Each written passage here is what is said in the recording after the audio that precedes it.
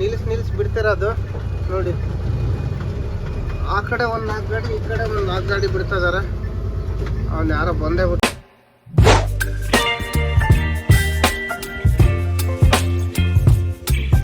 ಸ್ವಾಗತಂ ಸುಸ್ವಾಗತಂ.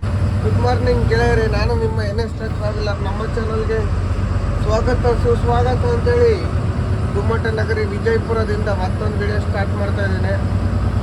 ಹಿಂದೆಗಡೆ ವಿಡಿಯೋದಾಗ ನೋಡ್ದಂಗೆ ರಾತ್ರಿ ಬಂದಿದ್ವಿ ರಾಜಸ್ಥಾನಿ ಹೋಟ್ಲಾಗೆ ಊಟ ಮಾಡಿ ಸಾಕ್ಷಿ ಮಾಡಿದ್ವಿ.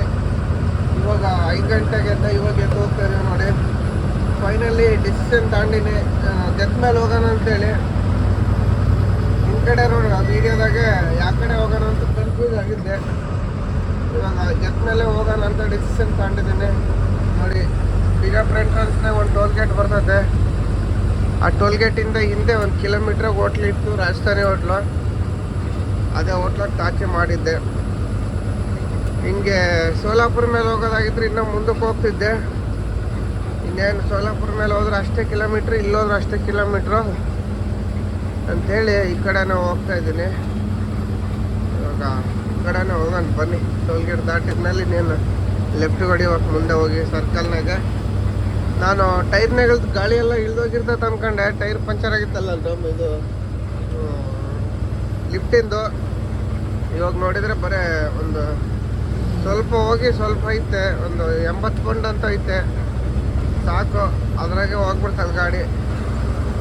ಒಂದೇ ಸಲ ಅಲ್ಲೇ ಹೋಗಿ ಟೈರ್ ರೆಡಿ ಮಾಡ್ತಿದ್ರು ಅದು ಹೋಗಿ ಗುಜರಾತ್ನಾಗೆ. ಇವಾಗ ಏನಿಲ್ಲ, ಸುಮ್ಮನೆ ಹೋಗ್ತಾ ಇರೋಣ. ಗುರು ಸೊಳ್ಳೆ, ಏನು ಸೊಳ್ಳೆ ತೆಗೆದು ಬಂತೀರಾ? ವಿಚಿತ್ರ ಸೊಳ್ಳೆ ರೇಪ್ ಮಾಡಿಬಿಟ್ಟು ನಮಗೆ ಸುಮ್ಮನೆ ಕೈಗೆ ಕೇಳಿದ್ರೆ ಕಾಲಿಗೆ ಕಡಿತವೆ, ಕಾಲಿಗೆ ಕೇಳಿದ್ರೆ ಕೈಗೆ ಕೆರ್ಕೊಂತವೆ. ಹಂಗೆ ಸುಮ್ಮನೆ ಗುಯ್ಯೋ ಗುಯ್ಯೋ ಗುಯ್ಯೋ ಅಂತಂದು ಗೊತ್ತಾಗ್ದಂಗೆ ಕಡ್ದುಬಿಟ್ಟು ಗುರು ಸೌಂಡ ಬರ್ದಂಗೆ ಭಾರಿ ಸೊಳ್ಳೆ ಆಗ್ಬಿಟ್ಟವೆ. ಫಸ್ಟ್ ಒಂದು ಪಾಕೆಟ್ ಸೊಳ್ಳೆ ಬತ್ತಿ ತಗೊಂಬಕ್ರು.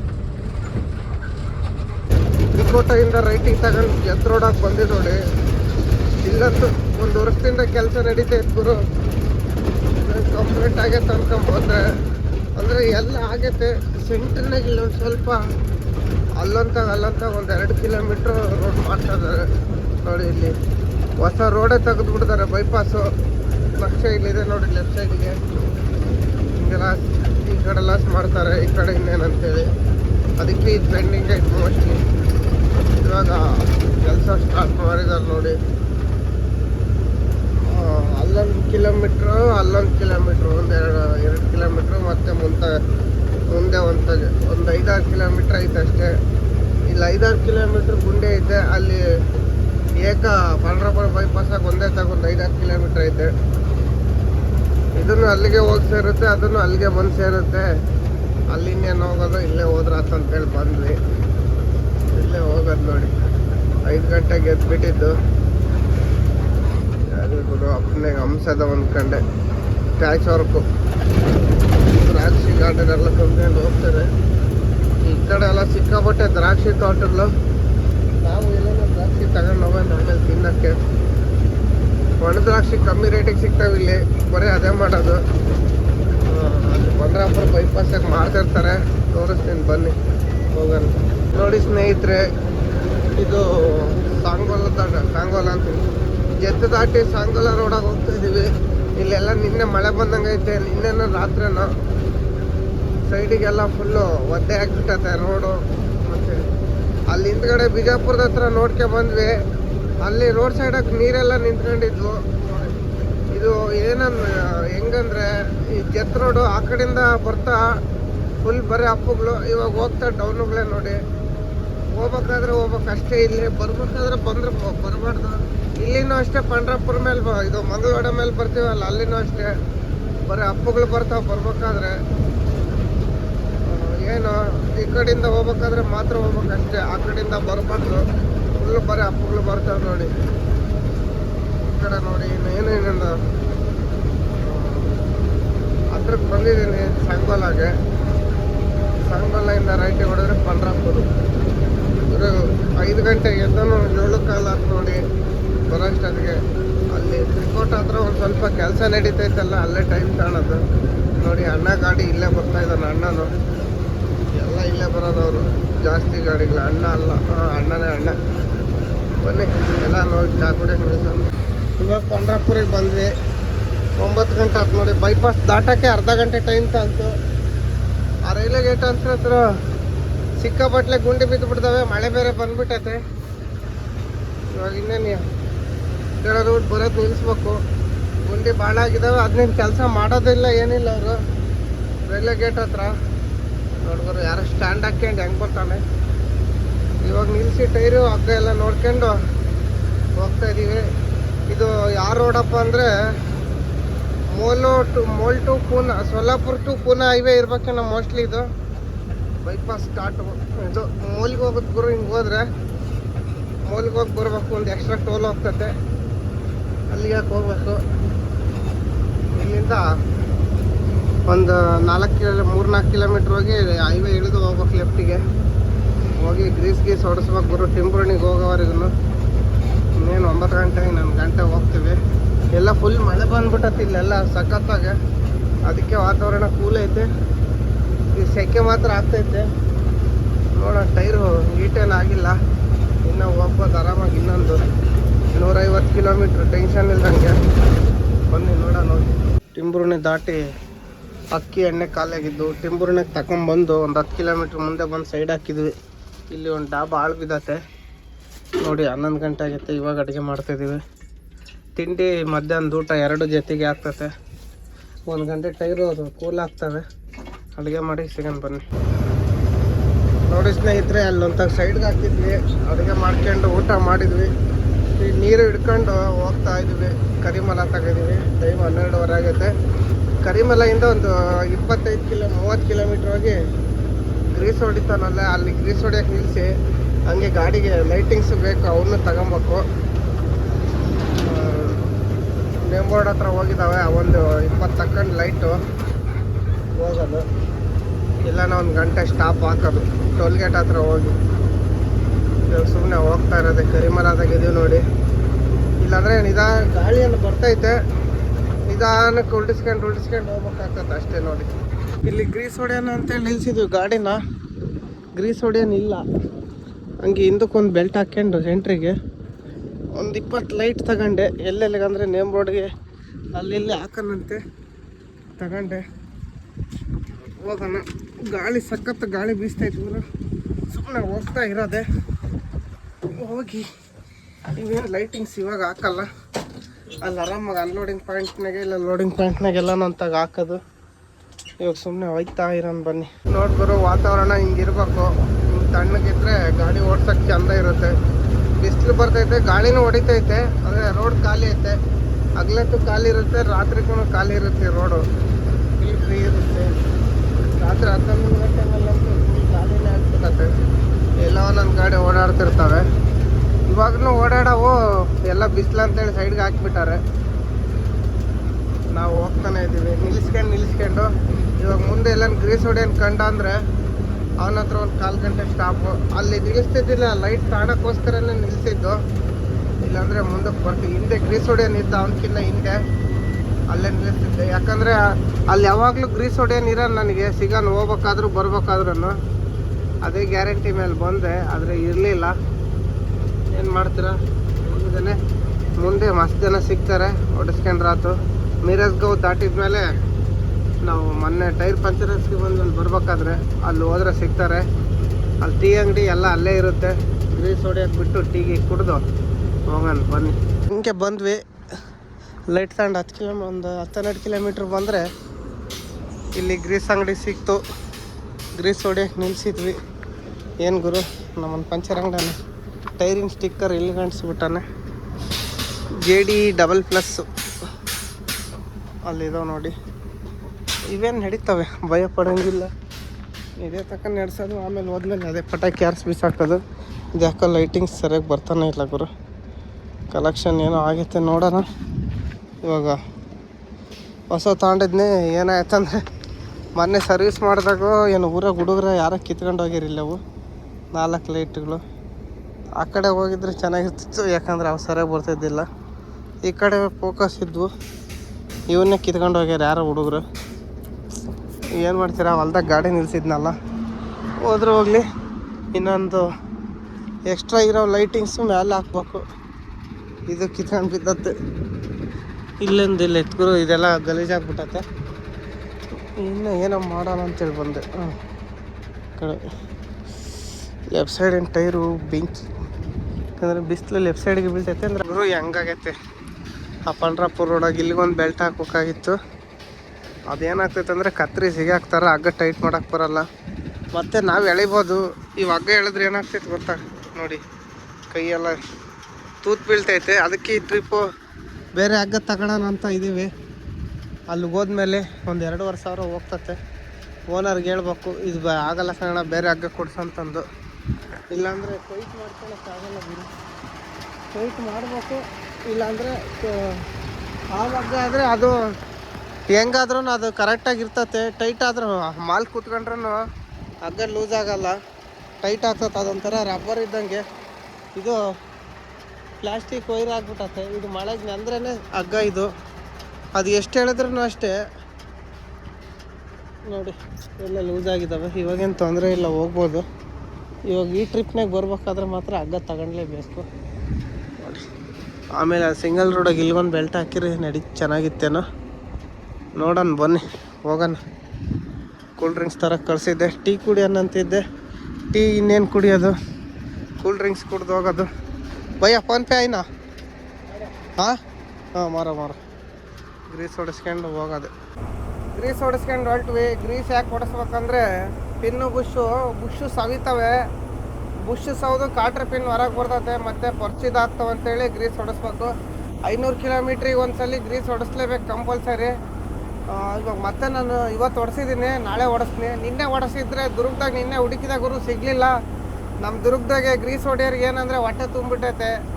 ಕರೆದ್ರು ಬರೋದಿಲ್ಲ, ಏನಿಲ್ಲ. ಬಂಕ್ ಹತ್ರ ಒಬ್ಬನಿದ್ದ, ಅವನಿಗೆ ಕರೆದ್ರೆ ಬಾರೋಣ ಗ್ರೀಸ್ ಹೊಡಿ ಅಂದರೆ ಬರ್ತೀನಿ ತಡಿ ಅಂತಂದು ಬರಲಿಲ್ಲ. 3-4 ಸಲ ಕರೆದ್ರೂ ವಾಪಸ್ ಬಂದ್ವಿ. ಬೈಪಾಸಕ್ಕೆ ಹೋಗಿದ್ರೆ ಸಿಗರ್ ನಮಗೆ. ನಾವು ಈ ಕಡೆ 13ಗೆ ಬಂದ್ವಲ್ಲ, ಅಲ್ಲೇನು ಹೊಡಿಸ್ಲಿಲ್ಲ. ಮತ್ತು ಬೆಳಗ್ಗೆ ಅಲ್ಲಿ ಪಂಡ್ರಾಪುರಕ್ಕೆ ಹೊಡ್ಸೋಣ ಅಂದರೆ ಅಲ್ಲಿ ಜಾಗ ಇರಲಿಲ್ಲ. ಇವಾಗ ಬಂದು ಹೊಡೆಸಿದ್ದು. ಮತ್ತು ನಾಳೆಗೂ ಒಂದ್ಸಲ ಗ್ರೀಸ್ ಹೊಡಿಸ್ತೀವಿ. ಅನ್ಲೋಡ್ ಆದಮೇಲೆ ಖಾಲಿಗಡೆಗೆ ಅಲ್ಲಿ ಟ್ರಾನ್ಸ್ಪೋರ್ಟ್ ಹತ್ರ ಹೋದಾಗ ಪಾರ್ಕಿಂಗ್ನಾಗ ಬರ್ತಾರೆ, ಅಲ್ಲಿ ಹೊಡ್ಸ್ಬೇಕು. ಹಿಂಗೆ ಹೋಗ್ತಾ 2 ಸಲ ಬರ್ತಾ 2 ಸಲ ಹೊಡಿಸ್ಬೇಕು. ಹಂಗಾದರೆ ನನಗೆ ಸಮಾಧಾನ ಆಗೋದು. ಇಲ್ಲಾಂದರೆ ಗಾಡಿದು ಇವು ಕಟ್ಟೆ ಬ್ಲೇಡ್ ಸೆಟ್ ಎಲ್ಲ ಕಿರು ಅಂತ ಸೌಂಡ್ ಬಂದ್ಬಿಡ್ತತೆ. ಅವಾಗಿನ ನಮ್ಮ ಓನರ್ ಬೈತಾನೆ, ನಿನ್ನ ಕೈಯಾಗ 1 ವರ್ಷನೂ ಬರೋಲ್ಲ, ಪಿನ್ನು ಇದು ಸಿಮ್ಮು ಬುಷ್ ಹಂಗೆ ಸವಿತೇವೆ ಅಂತಂದು. 4 ಹೋಗ್ತಾ 2 ಸಲ ಬರ್ತಾ 2 ಸಲ ಗ್ರೀಸ್ ಹೊಡಿಸ್ಬಿದ್ರೆ ಏನೇನು ಆಗಲ್ಲ. ಬಿಸಿಲೈತೆ ನೋಡಿ ರೋಡ್ನಾಗೆ, ಎಷ್ಟೊಂದು ಬಿಸಿಲೈತೆ. ಆದರೂ ನಿಧಾನಕ್ಕೆ ಹೋಗ್ತಾ ಇದ್ದೀವಿ. 2 ಗಂಟೆ ಆಯಿತು. ಏನು ಇನ್ನೊಂದು ಗಂಟೆ 3 ಗಂಟೆ ಅಷ್ಟೊತ್ತಿಗೆ ನನ್ನ ನಗರಿಗೆ ಹೋಗ್ತೀವಿ. ಇನ್ನು 50 ಕಿಲೋಮೀಟ್ರ್ ಐತೆ ನೋಡಿ, ಅಹಲ್ಯ ನಗರ ಅಲ್ಲಿ ಬೋರ್ಡ್ನಾಗ ಐತೆ ನೋಡಿ. 53 ಕಿಲೋಮೀಟ್ರ್ ಐತೆ. ಇನ್ನೊಂದು ಗಂಟೆಗೆ ಹೋಗ್ತೀವಿ. ಸ್ಪೀಡಾಗೇನು ಹೊಡಿತಿಲ್ಲ ನಾನು. 55-60 ಹೋಗ್ತಿರೋದು ನಿಧಾನಕ್ಕೆ.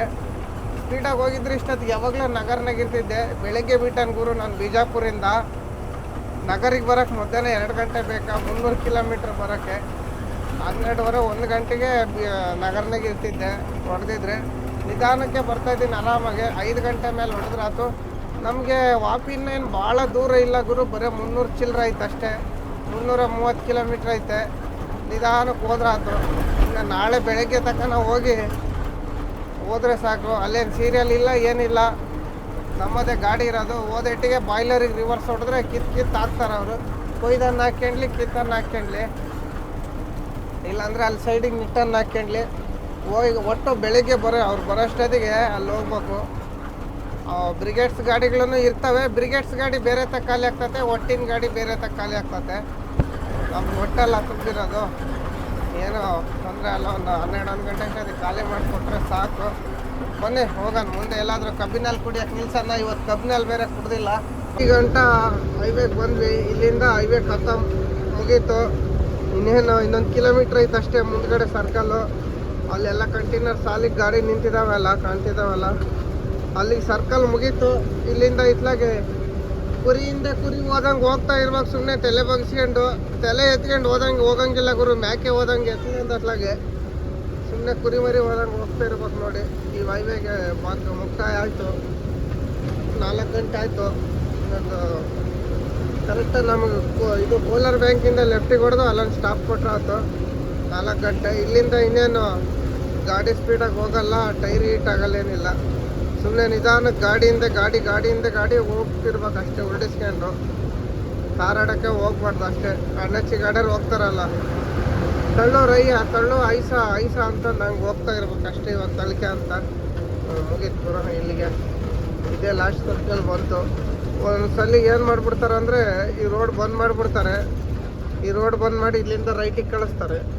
ಆ ಕಡೆ ವೈಜಾಪುರದ ಮೇಲೆ ಇನ್ನು ಗಂಗಾಪುರದ ಮೇಲೆ ಬರಬೇಕು.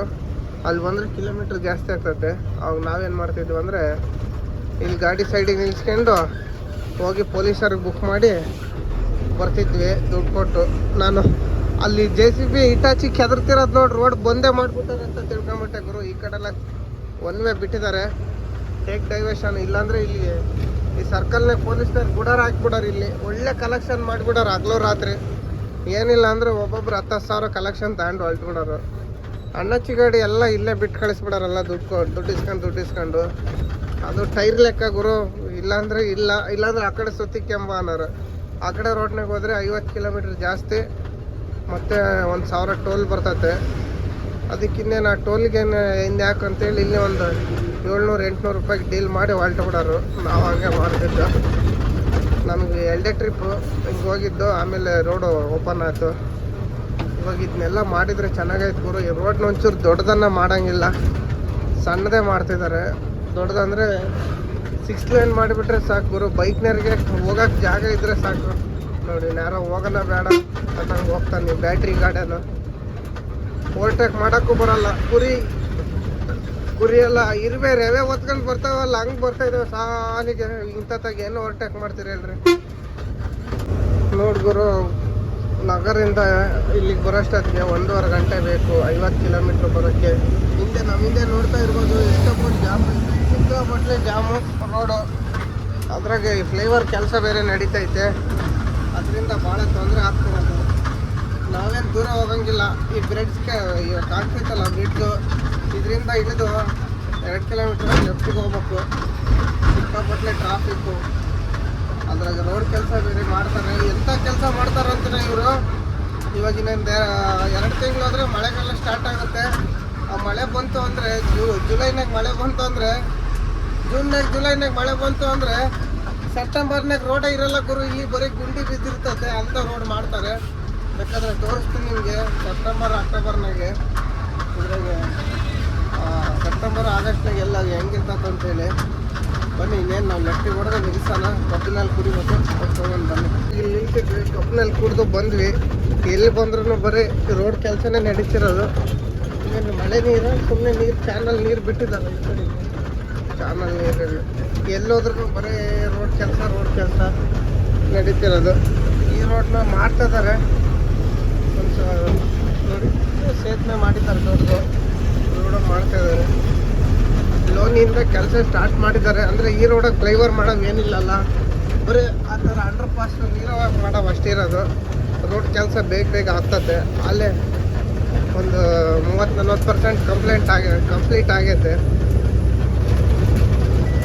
ಒಂದು 60% ಐತೆ. ಅದೇ ಈ ಬ್ರಿಡ್ಜಿಂದ ನಿಂತಿರೋದು. ಈ ಕೆಲಸ ಲೇಟ್ ಹಿಡಿಸ್ತದೆ. ರೋಡ್ ಮಾಡೋದೇನು ಲೇಟ್ ಹಿಡಿಸಲ್ಲ, ಬೇಗ ಮಾಡ್ತಾರೆ. ಇರ್ತಾವಲ್ಲ ಚಿಕ್ಕ ಪುಟ್ಟ ಕೆಲಸ, ಇವಕ್ಕೆ ಟೈಮ್ ತಗೊಳ್ಳೋದು. ಅದು RCC ಹಾಕ್ಬೇಕು, ಕ್ಯೂರಿಂಗ್ ಮಾಡಬೇಕು, ಅವಾಗಲೇ ಟೈಮ್ ತಗೊಳ್ಳೋದು. ನೋಡಿ ಏನು ಮಾಡ್ತೀರಿ ಹೇಳಿ. ನನಗೆ ಗುಜರಾತಿಗೆ ಹೋಗೋಕೆ ಈ ರೋಡ್ ಬಿಟ್ಟರೆ ಬೇರೆ ದಾರಿನೇ ಇಲ್ಲ. ಬೊಂಬೈ ಐತೆ, ಬೊಂಬೈ ಮೇಲೆ ಹೋಗಲ್ಲ ನಾವು.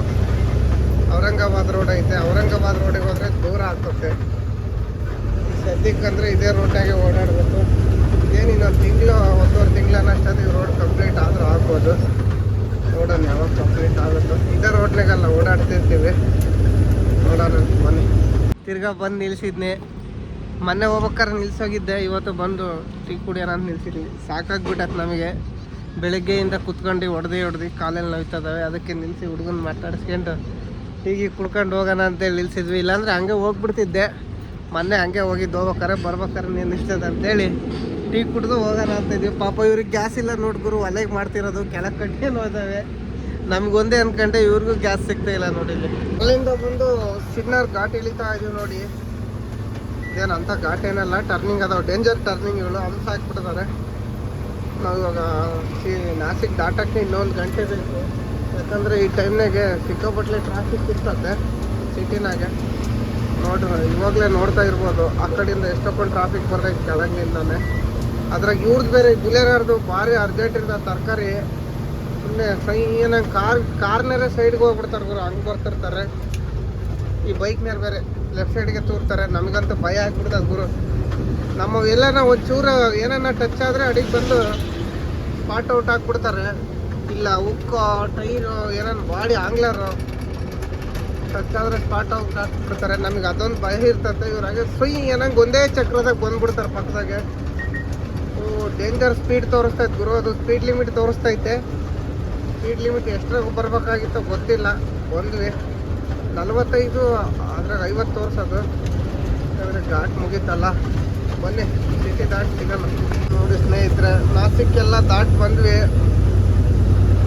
ಅಲ್ಲೇ ಇಲ್ಲಿ ಇದು ಇನ್ನೇನು ಘಾಟ್ ಹತ್ತತ್ರ ಇದ್ದೀವಿ. ಟೋಲ್ ಗೇಟನ್ನು ದಾಟ್ ಬಂದೀನಿ. ನಿದ್ದೆ ಬಂದಂಗೆ ಆಯ್ತು, ನಿಲ್ಲಿಸಿ ಮುಖ ತೊಳ್ಕೊಂಡ್ ಬಂದೆ. ಮತ್ತೆ ಮಕ್ಕಂಡ್ರೆ ಕೆಲಸ ಕೆಟ್ಟೋಗ್ತಂತೇಳಿ ನಾಳೆ ಅನ್ಲೋಡ್ ಆದರೂ ಆಗ್ಬೋದು. ನಾಳೆ ಸಂಡೇ ಬೇರೆ, ಗ್ಯಾರಂಟಿ ಇಲ್ಲ. ಹೋಗ್ಬಿಡೋಣ ಸುಮ್ಮನೆ, ಅಲ್ಲಿ ಹೋಗಿ ಅವ್ರ ಮುಂದೆ ನಿಂತ್ಕೊಂಡ್ರೆ ಆಯ್ತು. ನಾಳೆ ನಾನು ಖಾಲಿ ಮಾಡಲಿ, ನಾಡ್ದ ನಾನು ಖಾಲಿ ಮಾಡಲಿ. ಅವನಿಗೆ ಅರ್ಜೆಂಟ್ ಬಾಯ್ಲರ್ ಸುಡೋಕೆ ಮಾಲ್ ಇಲ್ಲ ಅಂದರೆ ಖಾಲಿ ಮಾಡ್ತಾರೆ, ಇಲ್ಲಾಂದರೆ ಸೋಮವಾರನೇ ಅಂತಾರೆ. ಅಲ್ಲಿ ಹಿಂದೆ ರಾಜಸ್ಥಾನಿ ಹೋಟ್ಲ್ ಹತ್ರ ನಿದ್ದೆ ಬಂತು. ಟೀ ಕುಡಿಯೋದಂದ್ರೆ ಯಾಕೆ ತರೋಗ್ಲಿಲ್ಲ. ಮೊನ್ನೆ ಘಾಟ್ ಜಾಮ್ ಆಗಿತ್ತಲ್ಲ, ಹಂಗೆಲ್ಲ ನಾದ್ಗಿದಿತ್ತು ಅಂತೇಳಿ ಸುಮ್ಮನೆ ಬಂದೆ. ಅಲ್ಲಿಗೂ ಹೆಂಗನಾಗ್ಲಿ ಅಂತೇಳಿ ನಿಲ್ಲಿಸಿ ನೋಡಿದೆ. ಟೈಮಿಂಗ್ಸಿಗೂ ಕಿಲೋಮೀಟ್ರಿಗೂ ಕರೆಕ್ಟ್ ಇತ್ತು. ಅವಾಗಿದ್ದು ಜಾಮ್ ಆಗಿಲ್ಲ ಅಂದ್ಕೊಂಡು ಬಂದೆ. ಜಾಮ್ ಆಗಿಬಿಟ್ರೆ ಅಲ್ಲೇ ರೆಡ್ ತೋರಿಸ್ತೈತೆ ಗೂಗಲಕ್ಕ, ಜಾಮ್ ಆಗೈತೆ ಬರಬೇಡ ಅಂತಂದು. ಇವಾಗ ಇನ್ನೇನು ಜಾಮ್ ಆಗಿಲ್ಲ ಬಾ ಅಂತಂದ್ಲು. ಸರಿ ಅಂತೇಳಿ ಬಂದೆ. ಇವಾಗ ಫಸ್ಟ್ ಎಂಟ್ರೆನ್ಸಾಗಿ ಕರಂಜಲ್ಲಿ ಘಾಟಿಗೆ ಎಂಟ್ರೆನ್ಸಿಗೆ ಬಂದೆ. ಇವಾಗ ಇನ್ನೇನು ಗೇರ್ ಚೇಂಜ್ ಮಾಡ್ಬೇಕು ಗುರು. ಇದು ಘಾಟ್ ಐತೆ ಅನ್ನೋದೇ ಗೊತ್ತಿಲ್ಲ. ಯಾರನ್ನ ಪಾಪ ಹೊಸ್ದಾಗಿ ಬಂದ್ರಂದ್ರೆ ಸೀದಾ ಕೆಳಕ್ಕೆ ಹೋಗಿ ಬಿದ್ದು ಟಿಕೆಟ್ ತಗೊಂಡ್ಬಿಡ್ತಾರೆ. ಕೆಳಕ್ಕೆ ಹೋಗಲ್ಲ, ವೈಕುಂಠಕ್ಕೆ ಹೋಗ್ಬಿಡ್ತಾರೆ. ಯಾಕೆ ಮಸ್ತ್ ಗಾಡಿ ಹೋಗ್ಬಿಟ್ಟಿದ್ದಾವೆ ಗೊತ್ತೇ ಆಗ್ದಂಗೆ ಬಂದು. ಅದೊಂದೇ ಸಲ ಸಡನ್ಲಿ ಲೆಫ್ಟಿಗೆ ಟರ್ನಿಂಗ್ ಇದ್ದು ಹಂಗೆ ರೈಟಿಗೆ ಟರ್ನಿಂಗ್ ಐತೆ. ಗಾಡಿ ರೈಟಿಗೆ ಕಟ್ ಆಗಲ್ಲ, ಹಂಗೆ ಹೋಗ್ಬಿಡ್ತವೆ. ಯಾರಿಗೂ ಇವನು ಫೋಕ್ ಲ್ಯಾಂಪ್ ಹಾಕಿ ನಿಲ್ಸಿದ್ದಾನೆ ನೋಡಿ. ಸೈಡಿಗೆ ನಿಲ್ಸೋರು ಹೆಡ್ಲೈಟ್ ಆಫ್ ಮಾಡಿ ನಿಲ್ಸಲ್ಲ, ಅವು ಬಲ್ಟಾನೆ. ನಾವು ಹಾಕಿದ್ರೆ ಕೇಸ್ ಹಾಕ್ತಾರೆ. ಗುರು ಇದೇನು ಗುರು ಇರ್ಬೇ ಬಂದಂಗೆ ಬರ್ತಾಯಿದ್ದಾವೆ ಯಾಕೆ ಸಾಲಿಗೆ ಗಾಡಿಗಳು? ಕೆಳಗೆ ಏನಾಗೈತ್ರಪ್ಪ ಒಂಚೂರು ಹೇಳೋಗ್ರಿ. ಅಪ್ಪ ಐತಲ್ಲ, ಇವ್ರು ಅಣ್ಣವ್ರು ಹತ್ತು ಬಂದಿಲ್ಲ, ಅದಕ್ಕೆ ಇರ್ಬೇ ಸಾಲಿಟ್ಟಿದ್ದಾವೆ. ನಾವು ಇಳಿಯೋಣ ಬನ್ನಿ ಗುರು. ಇವಾಗ ವಿಡಿಯೋ ಆಫ್ ಮಾಡಿಟ್ಟೆ. ಆಕ್ಸಿಡೆಂಟ್ ಆಗಿತ್ತು ಅಂತೇಳಿ ಅಣ್ಣಚ್ಚಿ ಗಾಡಿ ಬಿದ್ದುಬಿಟ್ಟತಿ. ಇಲ್ಲಿ ಇರ್ಬೇ ಬಂದಂಗೆ ಬರ್ತಾವಂತೇಳಿ ಆ ಕಡೆ ಘಾಟ್ನಾಗ ಏನು ಜಾಮ್ ಇಲ್ಲ ಅನ್ಸುತ್ತೆ. ಇಲ್ಲೇನು ಜಾಸ್ತಿ ಗಾಡಿ ಇಲ್ಲ, ನಿಲ್ಲಿಸಿ ಬಿಡ್ತಿರೋದು ನೋಡಿ. ಆ ಕಡೆ ಒಂದು 4 ಗಾಡಿ, ಈ ಕಡೆ ಒಂದು 4 ಗಾಡಿ ಬಿಡ್ತಿದ್ದಾರೆ. ಅವ್ನು ಯಾರೋ ಬಂದೇ ಬಿಟ್ಟ ಗುರು ಪಾಪ. ಅಣ್ಣಚ್ಚಿ ಗಾಡಿ ಏನು ನೋಡ್ರಿ ಅನ್ನೋದೇ ಗೊತ್ತಿಲ್ಲ. ಅರ್ಧ ಮಾಲ್ ಕೆಳಕ್ಕೆ ಹೋಗೈತೆ, ಅಂದರೆ ಗಾಡಿ ಮೇಲೇನೆ ಐತೆ. ಇವ್ರಿಗೆ ಅವಸರ ಗುರು ಈ ಮಹಾರಾಷ್ಟ್ರದವ್ರಿಗೆ. ಅಬ್ಬೊಬ್ಬೊಬ್ಬ ಕುದುರೆ ಮೇಲೆ ಬರ್ತಾರೆ, ಒಂಚೂರು ಸಮಾಧಾನ ಅನ್ನೋದಿರಲ್ಲ. ಪಾರ್ಟಿ ಬಂದಾನೆ, ಗಾಡಿ ಕೆಳಕ್ಕೆ ಹೋಗ್ಬೇಕಾಯ್ತು ನೋಡಿ ಗುರು. ಹಿಂಗೆ ನಿಲ್ಸಿದ್ರೆ ಹೆಂಗೆ ಹೋಗ್ಬೇಕು ನಾವು? ಹಾಂ, ಒಂದು 5ರಿಂದ 10 ನಿಮಿಷದೊಳಗೆ ಘಾಟ್ ಇಳಿದ್ಬಿಟ್ವಿ. ಯಾಕಂದರೆ ಜಾಮ್ ಇಲ್ಲ, ಏನಿಲ್ಲ, ಇಳಿದ್ಬಿಟ್ವಿ ಬೇಗ. ಯಾಕಮ್ಮ ಕಾಲು ಆಗ್ಬಿಟ್ಟತ್ತಲ್ಲ ಗುರು. ಯಾಕಮ್ಮ 2 ಪಾಯಿಂಟ್ ಕಮ್ಮಿ ಆಗ್ಬಿಟ್ಟತ್ತ ಒಂದ್ರಾಗೆ. ಯಾಕಂದ್ರೆ ಟರ್ನಿಂಗ್ನಾಗ ಒಬ್ಬನು ಅಯ್ಯೋಕೆ ನನ್ನ ಮಗ ಬಂದು ಅಡ್ಡ ಬಂದ್ಬಿಟ್ಟ ನಮಗೆ. ನಾವು ಲಾಂಗ್ ತಗೊಂತಿದ್ವಿ ಕರೆಕ್ಟಾಗೆ. ಏನಂದ್ರೆ ಅವಿವೇಕಿ ನನ್ನ ಮಕ್ಳಿಗರು ಇಲ್ಲಿ ಡ್ರೈವರ್ಗಳು ಯಾವುದೋ ಲೋಕಲ್ಲು 40 ರೂಪಾಯಿ ಡ್ರಿಂಕ್ಸ್ ಕುಡಿದು ಬಿಡ್ತಾರೆ. ದೇಸಿನ ತಲೆಗೆ ಮೆಟ್ ಕೇಳ್ತಾರೆ, ಕಾಲಿಗಂತೂ ಹಾಕ್ಯಣಲ್ಲ, ಬೋರೇ ತಲೆಗೆ ಗುರು.